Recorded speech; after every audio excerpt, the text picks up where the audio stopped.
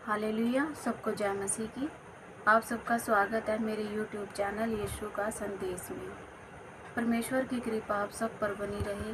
आशा करती हूँ आप सब भले और चंगे होंगे। परमेश्वर आपको हमेशा खुश रखे, आपके जीवन में खुशियों की बहार लाए। अपना विश्वास बनाए रखिए। विश्वास में बहुत बड़ी ताकत है।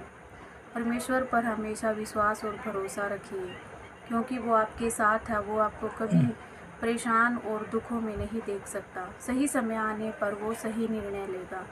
अपना हर काम, हर चिंता परमेश्वर पर छोड़ दें। परमेश्वर आपके बच्चों को भी ऊंचा उठाने में मदद करेगा, उनके जीवन में खुशियाँ लाएगा। आमीन। चलिए चलते हैं हम अपने वचन की ओर और आज पढ़ते हैं नया नियम मत्ती से 5वां वचन।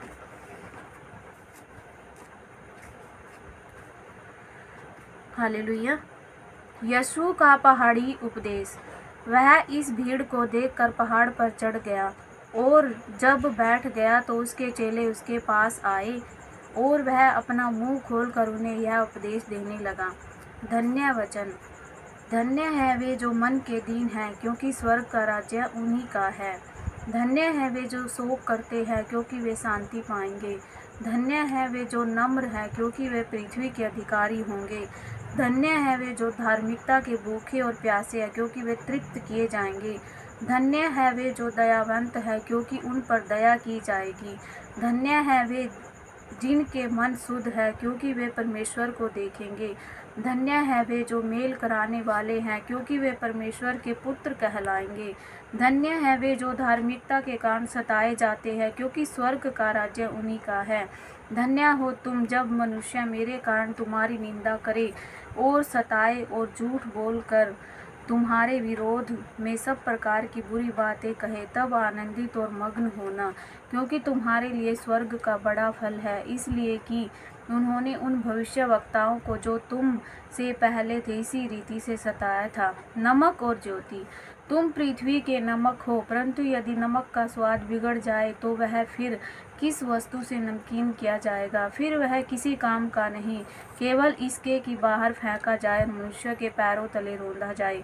तुम जगत की ज्योति हो। जो नगर पहाड़ पर बसा हुआ है वह छिप नहीं सकता, और लोग दिया जलाकर पैमाने के नीचे नहीं परंतु दीवट पर रखते हैं, तब उससे घर के सब लोगों को प्रकाश पहुंचता है। उसी प्रकार तुम्हारा उजियाला मनुष्यों के सामने चमके, कि वे तुम्हारे भले कामों को देखकर तुम्हारे पिता की जो स्वर्ग में है बड़ाई करें। व्यवस्था की शिक्षा। यह न समझो कि मैं व्यवस्था या भविष्यवक्ताओं की पुस्तकों को लोप करने आया हूँ।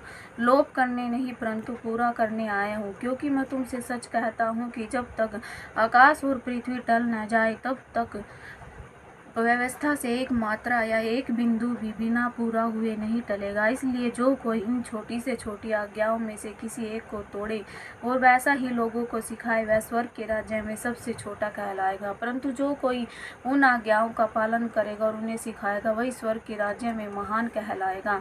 क्योंकि मैं तुमसे कहता हूँ कि यदि तुम्हारी धार्मिकता शास्त्री और फरीसियों की धार्मिकता से बढ़कर न हो तो तुम स्वर्ग के राज्य में कभी प्रवेश न करने पाओगे। क्रोध और हत्या। तुम सुन चुके हो कि पूर्व काल के लोगों से कहा गया था कि हत्या न करना, और जो कोई हत्या करेगा वह कचहरी में दंड के योग्य होगा। परंतु मैं तुमसे यह कहता हूँ कि जो कोई अपने भाई पर क्रोध करेगा वह कचहरी में दंड के योग्य होगा, और जो कोई अपने भाई को निकम्मा कहेगा वह महासभा में दंड के योग्य होगा। जो कोई कहे अरे मूर्ख, वह नरक की आग के दंड के योग्य होगा। इसलिए यदि तू अपनी भेंट वेदी पर लाए और वहाँ तू स्मरण करे कि तेरे भाई के मन में तेरे लिए कुछ विरोध है, तो अपनी भेंट वहीं वेदी के सामने छोड़ दो। जाकर पहले अपने भाई से मेल मिलाप कर, तब आकर अपनी भेंट चढ़ा। जब तक तू अपने मुद्दई के साथ मार्ग ही में है, उससे झटपट मेल मिलाप कर ले। कहीं ऐसा न हो कि मुद्दई तुझे हाकिम को सौंपे और हाकिम तुझे सिपाही को सौंप दे और तू बंदी गृह में डाल दिया जाए। मैं तुमसे सच कहता हूँ कि जब तक तू कोड़ी कोड़ी भर न दे तब तक वहाँ से छूटने न पाएगा। व्याभिचार। जब तुम सुन चुके हो कि कहा गया था व्यभिचार न करना, परंतु मैं तुमसे यह कहता हूँ कि जो कोई किसी स्त्री पर कुदृष्टि डाले वह अपने मन में उससे व्यभिचार कर चुका।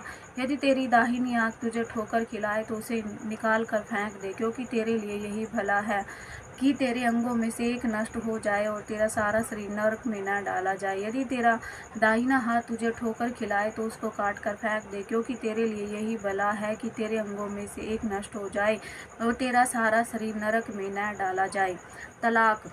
यह भी कहा गया था कि जो कोई अपनी पत्नी को तलाक देना चाहे तो उसे त्याग पत्र दे, परंतु मैं तुमसे यह कहता हूँ कि जो कोई अपनी पत्नी को व्यभिचार के सिवा किसी और कारण से तलाक दे तो वह उससे व्यभिचार करवाता है, और जो कोई उस त्यागी हुई से विवाह करे वह व्यभिचार करता है। शपथ। फिर तुम सुन चुके हो कि पूर्व काल के लोगों से कहा गया था, झूठी शपथ न खाना, परंतु प्रभु के लिए अपनी शपथ को पूरी करना। परंतु मैं तुमसे यह कहता हूँ कि कभी शपथ न खाना, न तो स्वर्ग की, क्योंकि वह परमेश्वर का सिंहासन है, न धरती की, क्योंकि वह उसके पाँव की चौकी है, न यरूशलेम की, क्योंकि वह महाराजा का नगर है। अपने सिर की भी शपथ न खाना, क्योंकि तू एक बाल को भी न उजला और न काला कर सकता है, परंतु तुम्हारी बात हाँ की हाँ या नहीं की नहीं हो, क्योंकि जो कुछ इससे अधिक होता है वह बुराई से होता है। प्रतिशोध। तुम सुन चुके हो कि कहा गया था, आँख के बदले आँख और दाँत के बदले दाँत, परंतु मैं तुमसे यह कहता हूँ कि बुरे का सामना न करना, परंतु जो कोई तेरे दाहिने गाल पर थप्पड़ मारे उसकी ओर दूसरा भी फेर दे। यदि कोई तुझ पर नालिश करके तेरा कुर्ता लेना चाहे तो उसे दोहर भी लेने दे। जो कोई तुझे कोस भर बेगार में ले जाए तो उसके साथ 2 कोस चला जा। जो कोई तुझसे मांगे उसे दे, और जो तुझसे उधार लेना चाहे उससे मुंह न मोड़। शत्रुओं से प्रेम। तुम सुन चुके हो कि कहा गया था, अपने पड़ोसी से प्रेम रखना और अपने बैरी से बैर, परंतु मैं तुमसे यह कहता हूँ कि अपने बैरियों से प्रेम रखो और अपने सताने वालों के लिए प्रार्थना करो, जिससे तुम अपने स्वर्गीय पिता की संतान ठहरोगे, क्योंकि वह भले और बुरे दोनों पर अपना सूर्य उदय करता है और धर्मी और अधर्मी दोनों पर मेंह बरसाता है। क्योंकि यदि तुम अपने प्रेम रखने वालों ही से प्रेम रखो तो तुम्हारे लिए क्या फल होगा?